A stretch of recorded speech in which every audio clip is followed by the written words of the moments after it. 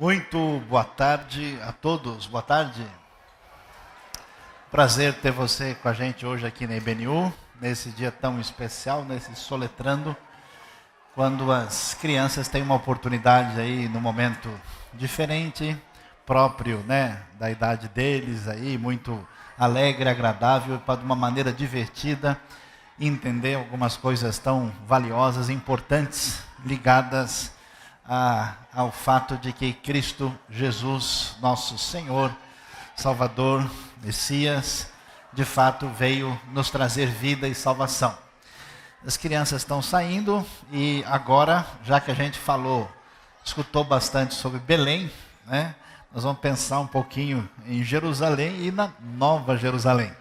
Temos caminhado durante um bom tempo, refletindo nesses últimos meses, com a nossa ênfase em ensino da Escritura, pensado um pouco sobre o livro do Apocalipse. Você que está visitando a gente, pode ser que você não pôde acompanhar as primeiras reflexões sobre o assunto, mas a gente vai hoje encerrar a reflexão sobre o último texto da Bíblia, capítulo 21 e 22 do Apocalipse, e vamos fazê-lo de uma maneira um pouquinho mais breve e resumida, em função de toda a programação especial que nós estamos tendo aí, chegando a Nova Jerusalém. Como nós vimos até agora, vimos o livro do Apocalipse, onde várias vezes o número 7 tem uma importância significativa, fazendo referência ao fato de que a ação de Deus é completa, 7 igrejas, 7 selos, trombetas, personagens, taças, juízos e depois 7 coisas novas que vão aparecer exatamente no final, como nós vimos. Chegou o momento do julgamento de Deus que atingiu toda aquela realidade que envolve um universo ante Deus. Mencionamos que o Apocalipse faz referência a uma realidade que aconteceu na época romana e ao mesmo tempo aponta para uma realidade futura de um determinado movimento mundial ante Deus, de ruptura com aquilo que nós vamos encontrar na sintonia com Jesus, o Messias, o Salvador, o Senhor. O que vai aparecer no final da Bíblia, nos 7 momentos assim mais destacados dos últimos 2 capítulos. Vão surgir novos céus, a nova terra, a nova cidade, as novas nações, o novo rio, a nova árvore da vida e a nova luz. São os elementos que aparecem destacados. E quando nós lemos Apocalipse capítulo 21, o texto da palavra de Deus nos diz: então vi novos céus e nova terra, pois o primeiro céu e a primeira terra tinham passado e o mar já não existia. Vi a cidade santa, a nova Jerusalém, que descia dos céus da parte de Deus, preparada como uma noiva adornada para o seu marido. Ouvi uma forte voz que vinha do trono e dizia: agora o tabernáculo de Deus está com os homens, com os quais ele viverá. Eles serão os seus povos, ou o seu povo. O original abre espaço para 2 leituras aqui, ainda que literalmente esteja no plural. O próprio Deus estará com eles e será o seu Deus. Ele enxugará dos seus olhos toda lágrima, não haverá mais morte, nem tristeza, nem choro, nem dor, pois a antiga ordem já passou. Aquele que estava sentado no trono disse: estou fazendo novas todas as coisas, e acrescentou: escreva isto, pois essas palavras são verdadeiras e dignas de confiança. Descrição, nós vamos ver, dessa cidade que aparece aí. Disse-me ainda: está feito. Eu sou o alfa e o ômega, o princípio e o fim, e a quem tiver sede darei de beber gratuitamente da fonte da água da vida. O vencedor herdará tudo isto, e eu serei seu Deus, ele será meu filho. Mas os covardes, os incrédulos, os depravados, os assassinos que cometem imoralidade sexual, os que praticam feitiçaria, os idólatras e todos os mentirosos, o lugar deles será no lago de fogo que arde com enxofre. Esta é a segunda morte. Vamos nos lembrar que a igreja está debaixo de perseguição do Império Romano. E claro que covarde aqui não é a pessoa que tem medo de entrar na jaula com o leão. A ideia, sem dúvida alguma, envolve pessoas que debaixo de pressão têm receio e medo, têm uma atitude covarde na hora de assumir a sua fé, mesmo numa situação de forte constrangimento e perigo. Mentira geralmente está ligado com todo esse mundo de engano que envolve especialmente mentira no sentido religioso da palavra. Até porque o pessoal está sendo confrontado, levado a adorar o imperador romano. Então, todo tipo de desregramento de vida que rompe com Deus, a palavra divina estabelece a relação de julgamento no momento final de separação das coisas. E um dos 7 anjos, que tinham as 7 taças cheias das últimas 7 pragas que nós já vimos, aproximou-se e me disse: venha, eu lhe mostrarei a noiva, a esposa do Cordeiro. Ele me levou no espírito a um grande alto monte e mostrou-me a cidade santa Jerusalém, que descia dos céus da parte de Deus. Ela resplandecia com a glória de Deus, e o seu brilho era como de uma joia muito preciosa, como jaspe, clara como cristal. Tinha um grande alto muro com 12 portas, e 12 anjos junto às portas. Nas portas estavam escritos os nomes das 12 tribos de Israel. Havia 3 portas ao oriente, 3 ao norte, 3 ao sul, 3 ao ocidente. O muro da cidade tinha 12 fundamentos, e neles estavam os nomes dos 12 apóstolos do Cordeiro. O que nós começamos a descobrir aqui? Como nós mencionamos, é claro que o livro de Apocalipse não pretende ser especialmente em muitas passagens específicas, uma descrição literal. Por isso, se você for olhar bem a descrição da Nova Jerusalém, nós vimos como a Bíblia fala do julgamento da besta, do falso profeta, de Satanás, fala do domínio de Deus sobre a terra, fala daquilo que aponta para uma realidade que os estudiosos costumam chamar de milênio, de domínio de Deus, de uma restauração da realidade à nossa volta, fala do caminho de Deus agindo na vida de Israel, na vida dos gentios, e que os dois confluem para uma realidade definitiva, final. E quando nós chegamos aqui, nós vamos ver essa figura da cidade que desce do céu. Se você prestar atenção, é muito improvável, praticamente impossível, que esse texto pretenda ser literal pelo tamanho da cidade, por tudo que está envolvido, e até porque o anjo diz: venha, eu vou mostrar para você a noiva, que claramente é a igreja. Eu vou mostrar a esposa do Cordeiro, que é uma outra figura da igreja, e quando ele leva, ele vai ver o quê? A Nova Jerusalém. Então, está claro que a Nova Jerusalém vai fazer referência não apenas, mas inicialmente ao fato de que a igreja redimida apresentada aqui, tirando toda a sua figura, principalmente das descrições que nós temos no livro de Êxodo, para esse material precioso, mas bastante nas profecias ligadas também a Ezequiel, que estão por trás daquilo que vai aparecer quando aparece aí a descrição da Nova Jerusalém. O anjo que falava comigo tinha como medida uma vara feita de ouro para medir a cidade, semelhança do que acontece no final de Ezequiel. Mediu as suas portas e muros. A cidade era quadrangular, de comprimento e largura iguais. Preste bem atenção, ela mediu com a vara, tinha 2.200 quilômetros de comprimento. Imagina se é possível. Às vezes algumas pessoas, sem uma referência adequada, acham que vai ser uma cidade futurista, que a gente vai viajar de nave, assim, né? Claro que fica estranho pelos muros, por tudo que está envolvido, que naturalmente é simbólico. E ele mede a cidade com esse tamanho de 2.200 quilômetros de comprimento, a largura e a altura eram iguais aos comprimentos. Nós vamos já mencionar isso, inclusive, a partir do original. Ele mediu o muro e deu 65 metros de espessura, segundo a medida humana que o anjo estava usando. É estranho, né, você ter uma cidade que é quadrangular, na verdade um cubo, e tem um muro. E ela tem 2.200 quilômetros de altura e o muro de 65 metros de... Então vejam que necessariamente a coisa caminha numa descrição que tem a finalidade simbólica. O muro era feito de jaspe e a cidade era de ouro puro, semelhante ao vidro puro. Os fundamentos dos muros da cidade eram ornamentados com toda a sorte de pedras preciosas. O primeiro fundamento era ornamentado com jaspe, segundo safira, terceiro calcedônia, quarto esmeralda, quinto sardônio, sexto sárdio, sétimo crisólito, oitavo berilo, nono topázio, décimo crisópraso, 11º jacinto, 12º ametista. As 12 portas eram 12 pérolas, cada porta feita de uma única pérola. A rua principal da cidade era de ouro puro, como vidro transparente.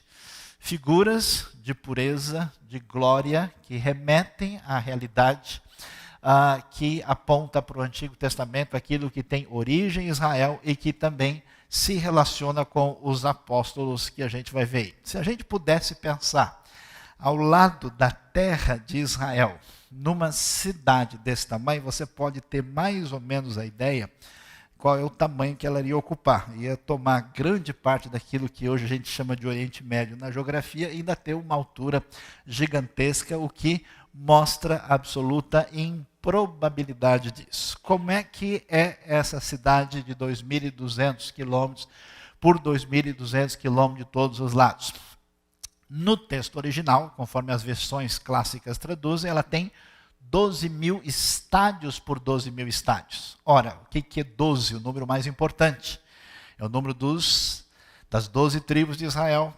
É o número que envolve os 12 apóstolos. 12, como nós temos mencionado, é 3 vezes 4. 4 é o número utilizado para fazer referência ao mundo, os 4 cantos da terra. 3 no Novo Testamento aponta para a ação divina.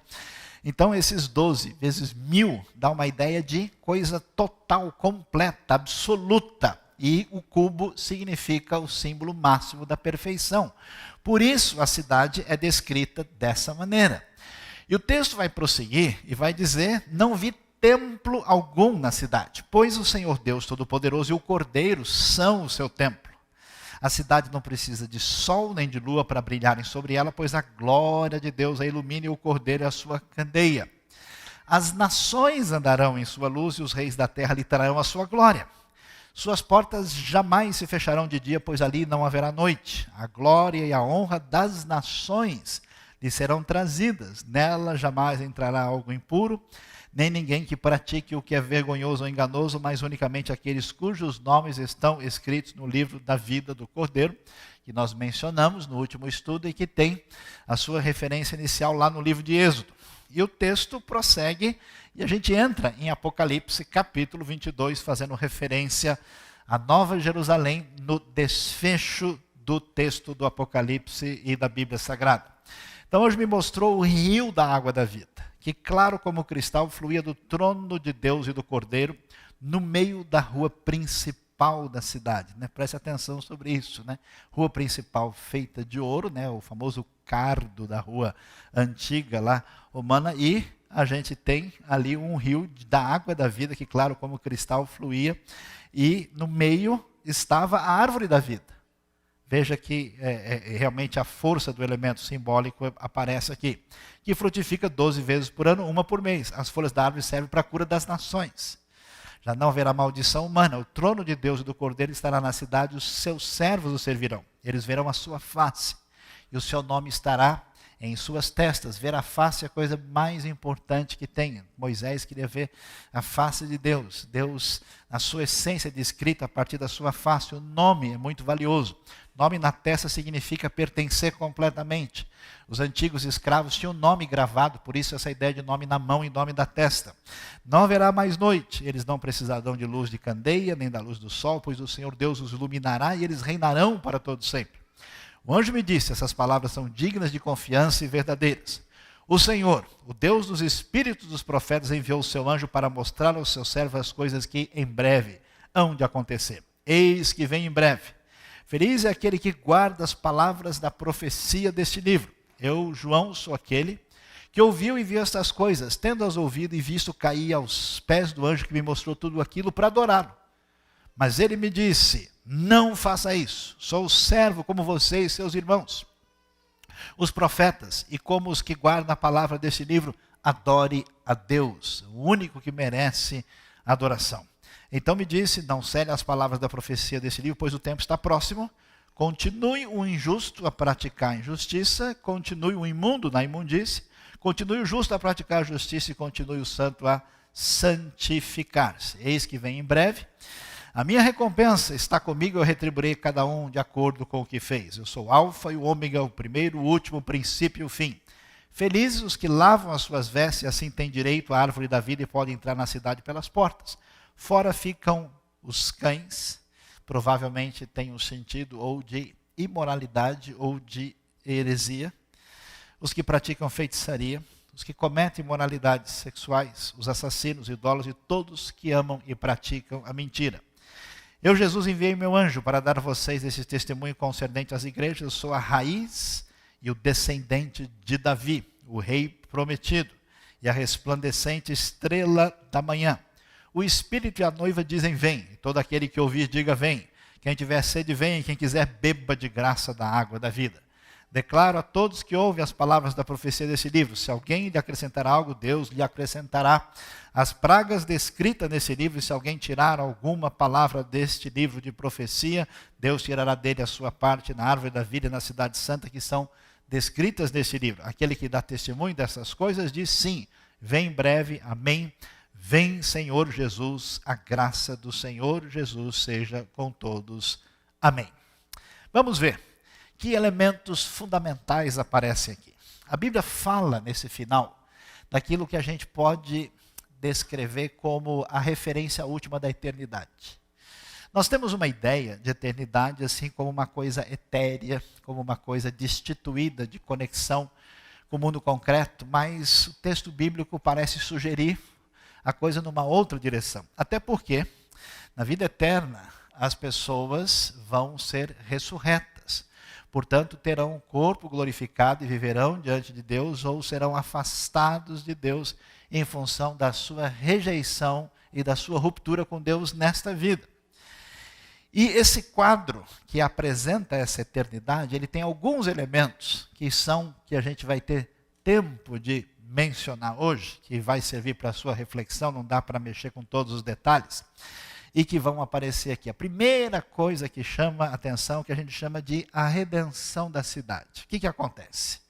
Quando Deus criou o homem, e o homem pecou contra Deus, e rompeu e se afastou do jardim do Éden, a primeira civilização no afastamento de Deus, a civilização de Caim, ela foi a primeira a criar uma cidade. A cidade surgiu como um movimento de independência em relação a Deus. Eu tenho meus problemas, não preciso de Deus, eu vou criar o meu próprio mundo, meu próprio ambiente, eu me garanto, eu sou a pessoa. Segundo a Bíblia, essa é a raiz mais perversa que existe no coração do ser humano. A gente imagina, de modo moralista, que o problema do ser humano é que ele faz algumas coisas que são contra a lei.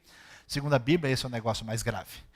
E aí, essa cidade, que da civilização de Caim se afasta de Deus, ela surge nessa rebelião, nessa autonomia e nesse confronto com Deus. Sequência, vai surgir uma cidade, pior ainda, na sequência de Caim, que vai ser a chamada Torre de Babel, que ainda é uma espécie de ruptura mais intensa contra Deus. O que Deus faz? Deus vai agir na história da sua redenção, e ele vai escolher agir por meio da nação de Israel, no meio do povo judeu. E ao fazer isso, ele escolhe o que ele vai chamar da sua cidade, o lugar que ele escolheu para colocar ali o seu nome.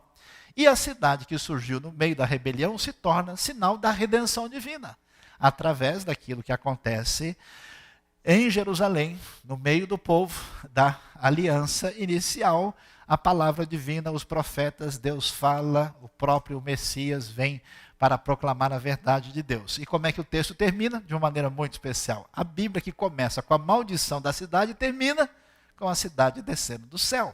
Aquilo que era o símbolo máximo da rebelião, da maldade, do pecado, mostra a vitória da redenção divina, porque no final das contas, a cidade desce do céu de maneira especial. Isso mostra o poder da vitória da redenção divina nesse processo. Segunda coisa que chama atenção, que o Apocalipse vai enfatizar: Deus agora habita com os homens. Qual que é o problema do seu coração? Qual é o problema do nosso coração? Consciente ou inconscientemente? Saudade da nossa origem primeira. Nós viemos de Deus, fomos criados por Ele. Saudade inconsciente do Criador. Não existe uma centelha, algo que mexe com a gente e que nos leva para um lado ou para o outro. Mas sabendo ou não, nós temos um desejo, né? Como diria até o Legião Urbana, eu tenho saudade daquilo que eu nunca vi. E esse negócio que você nunca viu é exatamente isso. E o que a Bíblia diz? Diz que quando o homem rompeu com Deus, foi distanciado e perdeu essa comunhão, Deus iniciou um processo de aproximação que foi representado várias vezes na história. Deus, na aliança com o povo de Israel, com Moisés, e ele manda que se construísse o tabernáculo, lugar, símbolo da sua presença sagrada no meio do seu povo, que tinha a parte externa, o pátio, depois tinha a tenda da congregação, tenda do encontro, com o lugar santo, e depois o lugar santíssimo, com a arca da aliança, e lá manifestou-se a glória de Deus. Anos depois, quando a monarquia está unida em Israel, você vai ter o templo construído por Salomão, com o mesmo enfoque. Quando Salomão dedica, Crônicas vai dar bastante atenção a isso, a glória de Deus se manifesta. E o que a Bíblia diz? Que quando que nós cantamos hoje, o Senhor Jesus se manifestou, o Verbo se fez carne e habitou entre nós. E vimos a sua glória, glória como a do unigênito do Pai. Quando diz que o Verbo habitou, ele tabernaculou, que significa que essa presença de Deus, que estava possível, mas latente, não definitiva entre nós, agora está disponível por causa da vinda de Cristo Jesus, Emanuel, Deus conosco. Mateus 1:23, inclusive, vai dizer isso. E, finalmente, como é que termina a Nova Jerusalém? A igreja redimida. É o plano perfeito de Deus. Deus habitará com os homens. A gente não sabe, às vezes quando a gente canta, né? Eu não sei como é que eu vou reagir, eu não sei se eu vou cantar, eu não sei se eu vou sorrir, o que vai acontecer quando estiver diante do meu Criador e Salvador, que é a razão de ser da minha existência. É absolutamente indescritível. O que tem de especial, de tão bonito, você reparou? Você leu Gênesis, leu Apocalipse, nós temos o que? A reurbanização do Jardim do Éden. O Éden passou pela FAO. Eu vi aí um trabalho de arquitetura especial. O anjo me mostrou o quê? O rio da água da vida, que claro como cristal fluía do trono de Deus do Cordeiro. No meio da rua principal da cidade, de cada lado do rio, estava a árvore da vida. Quando é que a gente viu a árvore da vida a última vez? Lá no começo. Isso quer dizer que tudo que havia de extraordinário antes do pecado, com o projeto de redenção de Deus de volta ao passado, ou seja, de volta para o futuro, para chegar de novo ao passado.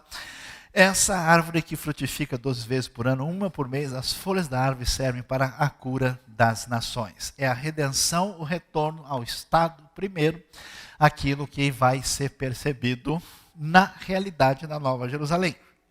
Como é que é a cidade? Como é que nós vimos? Ela é quadrangular, comprimento e larguras iguais. Ela mediu a cidade com a vara, né? E ela tinha 2.200 quilômetros de comprimento, largura e altura eram iguais em comprimento. Então você vê, tem comprimento, largura e depois altura. O que os antigos imaginavam? Imaginavam que o céu estava muito mais perto da terra do que a gente imagina. Os antigos gostavam de construir templos e lá no alto botar comida para as divindades, acreditando que o céu estava perto. Elas davam uma descida lá, é só pegar, né, um elevador, descer 2 andares e ir lá e receber o sacrifício. A cosmovisão antiga sugeria que depois de cerca de 2 quilômetros começava a realidade posterior. O que a Nova Jerusalém vai mostrar para a gente? Ela vai dizer o seguinte: ao contrário do que a gente gosta de enfatizar, em vez de todo mundo ir para lá, ela que desce. Por quê? Céus e terra se unem, acaba a separação entre a realidade de Deus e a realidade humana. A própria ideia de morte na Bíblia envolve a ideia de separação. Agora, aquela realidade distinta, separada, que não pode estar com a gente, terminou, porque ela desce do céu. Ao mesmo tempo que ela representa o povo de Deus, ela aponta para essa realidade que vem de Deus e acaba com essa distinção e separação que nós vimos aí. O que é interessante ver na história bíblica e no Apocalipse? Várias vezes nós vimos a citação das nações. Lembra que Satanás fazia? Enganava as nações. E o que acontece? O Império Romano, né, você viu até alguns discutem quando fala que o mar já não existe, porque talvez o mar seja um símbolo das nações afastadas de Deus no meio da bacia do Mediterrâneo, na sua condição de subserviência ao Império Romano e tudo aquilo que ele representava ante Deus. O que a gente vai descobrir? Que Deus, no seu plano de redenção, um dia chama um homem chamado Abraão, inicia o projeto de redenção que vai passar pela história de Israel e diz para ele que por meio de você todas as nações da terra serão abençoadas. Essa mensagem divina fica na nação de Israel no momento certo. Ela vai chegar por meio de Cristo e ser espalhado por toda parte. Deus vai atuando com o povo da primeira aliança de uma maneira até o momento da redenção, e enquanto o poder de Deus se espalha e as nações chegarão lá. E é tão impressionante ver que a gente não para pensar nisso. Está falando da Nova Jerusalém, e você tem a referência das nações. Andarão em sua luz, e os reis da terra lhe trarão a sua glória.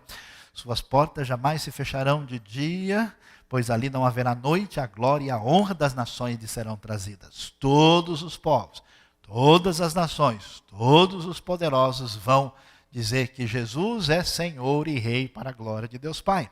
As nações serão alcançadas, gente de toda parte conhecendo a Jesus.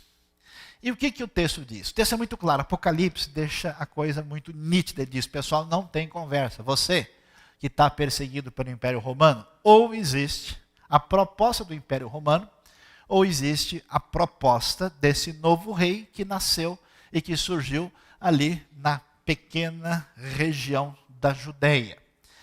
E o texto vai dizendo o tempo todo, e dizendo, olha, vai chegar a hora em que Deus diz, o imundo, continue na sua imundície. Aliás, o mundo está ficando assim, vocês estão reparando. A coisa está perdendo a referência tal que a gente não sabe onde vai parar. Não tem parâmetro mais, não tem referência nenhuma. Então, se você fecha o seu coração para Deus, você vai entrando numa situação pior. Depois não dá nem como abrir mais. E se você ouve a voz de Deus e presta atenção e se volta, você vai ouvir o convite. O Espírito e a noiva dizem, vem. Ou seja, o Espírito que está agindo na própria comunidade e a igreja estão com saudades, com esperança, porque quando o rei vier, sim, tudo estará no seu devido lugar. E todo aquele que ouvir, diga, vem. Quem tiver sede, de novo, preste atenção, quem tiver sede, venha, e quem quiser, beba de graça da água da vida. Enquanto é tempo, antes que aconteça a separação final, você que tem ouvido, é o momento de você pensar, porque o Apocalipse não foi escrito apenas para satisfazer curiosidades de pessoas interessadas, mas que a pessoa tome uma posição ou diante de César, ou diante de Jesus. Ou de um reino passageiro baseado na força humana, ou no reino baseado na graça, no perdão e na redenção, que começa na Escritura, desde os tempos antigos e termina na manifestação, na bendita pessoa do Rei que reinará para sempre. E aquilo que a gente sempre precisa é quando a gente conversa com uma pessoa. Você já fez um contrato, você já fez um negócio, e no final a pessoa sai com uma palavra meio atravessada assim, que você não sabe se é ou deixa de ser. E que você fala, o sujeito agora me disse um negócio que me deixou inseguro. Pois é, a Escritura, ao descrever a verdade de Deus, ela absolutamente chama a responsabilidade para si. Ela diz, pessoal, eu não estou brincando com ninguém. Isso não se trata de uma mera ideia. Eu já vi livros religiosos assim interessantes, mas eles são altamente nebulosos, movediços, escorregadios, sem definição. São uma espécie de névoa colorida, o que não mexe de fato com a vida de ninguém. Mas na Escritura Sagrada é bem diferente. O anjo me disse, estas palavras são dignas de confiança e verdadeira. Você pode questionar, mas você tem você contra aquilo que o testemunho de Deus tem guardado durante milênios. Estas palavras são dignas de confiança e verdadeira. O Senhor, o Deus dos espíritos dos profetas, que através da história, desde o Israel antigo, até chegar a bendita revelação última do Apocalipse, Deus tem falado, Ele enviou o seu anjo para mostrar aos seus servos as coisas que em breve hão de acontecer. Mas não vão acontecer em breve? Pois é, pode parecer demorado, porque João falou isso há cerca de 2000 anos atrás, mas olhando para a história humana e olhando para a realidade que os últimos dias começou com a chegada de Jesus perante o plano redentivo de Deus, e isso de fato é breve, e também é um tempo que nós não teremos jamais controle sobre ele, o que aumenta a nossa responsabilidade de viver uma vida consoante ao fato de que o Rei Jesus encarnou, de que ele foi proclamado e cantado aqui, e ele é o Senhor que veio, mas o Senhor que voltará outra vez para reinar para todo sempre. Deus abençoe a nossa vida, nos ajude a sintonizar o nosso coração com a palavra de Deus e com a mensagem do Apocalipse, terminando a nossa série de estudo de alguns meses para que a nossa vida seja edificada e encaminhada na direção que agrade o nosso Deus. Deus abençoe o nosso coração. Amém.